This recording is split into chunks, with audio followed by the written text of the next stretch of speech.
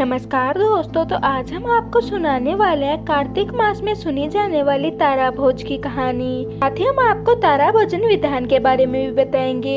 हिंदू धर्म में कार्तिक का पूरा महीना ही व्रत और तप का होता है। इस मास में तारा भोजन विधान बहुत मायने रखता है। अब हम आपको बताएंगे कि पूरे महीने में हमें इस व्रत को कैसे करना चाहिए। कार्तिक माह में तारा भोजन करने का विधान होता है। पूरे दिन भर व्रती निराकार रहकर रात्रि में तारों को अर्घ देकर भोजन करते हैं, इसलिए इसे तारा भोजन के नाम से जाना जाता है। कार्तिक मास के अंतिम दिन व्रत का उद्यापन भी किया जाता है।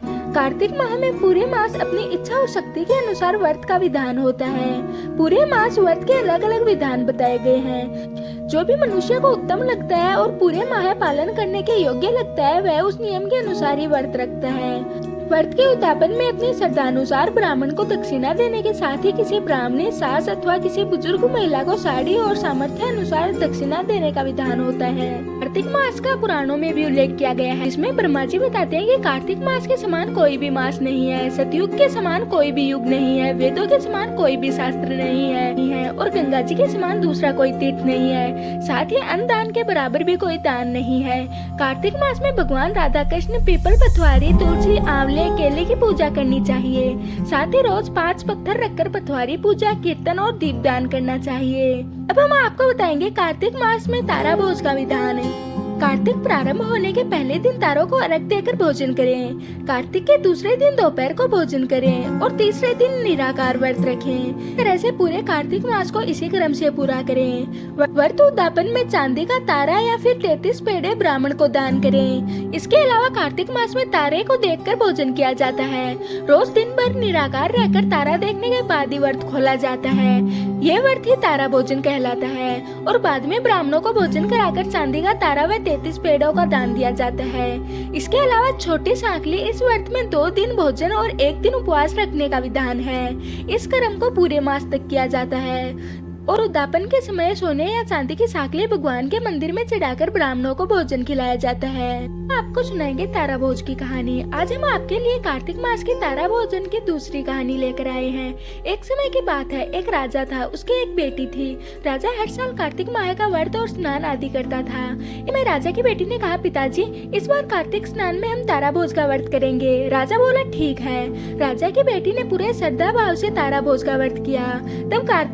जब कार्तिक का महीना पूरा होने को आया तो उसने अपने पिता से कहा, पिताजी मैंने तारा भोजन किया है, इसलिए अब मैं 9 लाख चांदी के तारों का दान करूंगी। राजा ने कहा, ठीक है। उसने उसी समय सुनार को बुलाया और कहा, राजकुमारी ने कार्तिक माह में तारा भोज किया है, अब तुम उसके लिए 9 लाख तारे बनाकर ला कर दो, जिसका वो दान करेगी। सुनार ने राजा को हाँ कर दी, लेकिन घर जाकर वह सोच में पड़ गया। पत्नी ने पूछा कि क्या बात है, आप इतनी चिंता में क्यों हो? तब वह सुनार बोला कि राजा ने मुझे 9 लाख तारे बनाने को कहा है, इतनी जल्दी मैं तारे बनाकर कैसे दूंगा? मुझे तो तारे बनाने भी नहीं आते। यह सुनकर सुनार की पत्नी ने कहा, इसमें सोचने की क्या बात है, गोल चांदी का पत्थर बनाकर उसमें से छोटे छोटे गोल टुकड़े काट देना, तारे बन जाएंगे और राजा को दे आना। सुनार ने ऐसा ही किया। उसने पत्थर से तारे काटकर राजा को दे दिए। जिसके बाद राजकुमारी ने 9 लाख तारों का दान किया। देख भगवान का सिंहासन डोलने लगा। इसके बाद भगवान हरि ने अपने दूतों से कहा, जाओ फिर देखो कि कौन धर्मात्मा मेरे नाम पर टिका है। दूतों ने पृथ्वी पर आकर देखा तो राजकुमारी चांदी के तारे दान कर रही थी। यह देखकर वो ठाकुर जी को जाकर बोले, प्रभु राजा की लड़की नेम धर्म से तारा भोज कर रही है। भगवान ने कहा कि उसे मेरे विमान में बैठाकर बैकुंठ लोक में ले आओ। भगवान के दूत राजकुमारी को लेने पहुँचे और बोले, भगवान हरि ने तुम्हें बैकुंठ में बुलाया है। राजकुमारी ने बोला, मैं ऐसे नहीं जाऊंगी, जिसने इसमें मेरी सहायता की है, मैं उन सबको साथ लेकर जाऊंगी। जिसके बाद दूत एक बड़ा सा विमान लेकर आए और सबको लेकर चले। लेकिन रास्ते में उस लड़की के मन में अभिमान हुआ कि मेरे तारा भोज करने से सबको बैकुंठ लोक की प्राप्ति हो रही है। विमान देख दूतों ने उसे विमान से नीचे उतार दिया और कहा, तुम्हें अभिमान हो गया है, इसलिए अब तुम यही रहो। और वह दूत बाकी सबको लेकर श्री हरि के पास पहुंच गए। भगवान ने पूछा, इनमें से तारा भोज करने वाला कौन है? तो दूतों ने कहा, प्रभु उनमें अभिमान का भाव आ गया था, इसलिए हम उसे पृथ्वी लोक पर ही छोड़कर आ गए। जिन्होंने कार्तिक व्रत में उनकी सहायता की थी, हम उन्हें यहाँ पर लेकर आए हैं। तभी राजकुमारी ने भगवान श्री हरि से क्षमा याचना करी। कहा कि तुम्हारे अभिमान के कारण तुम्हारे अच्छे कर्मों का फल भी निष्फल हो गया है। अब तुम फिर से श्रद्धापूर्वक तारा भोज करो, कार्तिक स्नान करो।